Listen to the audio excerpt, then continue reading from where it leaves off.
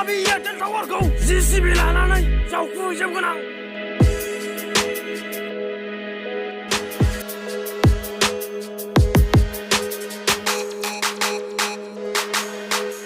लोगोनाव स्कप बिबाय आङो खनबाबो जाला थाबथाला जोब्बाय लोगोआ बुंबाय आंखौ स्कप बिनाया माथो अफलाइन जाबाय थायो हिनजावजों फन रायलायदो नामा होननानै रागा जोंनायानो जाला आङो टावारानो नाङा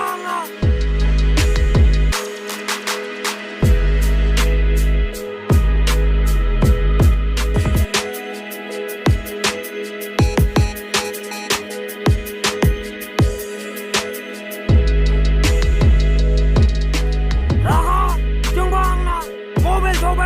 उरायहोजोबगोन बेबायदि समाव खाथियाव सोरखौबा मोनबा होफ्लांगोन आङो बिमाबो गेमनि थाखायनो नोंथांमोना बे भिडिअखौ रियेलि दा सान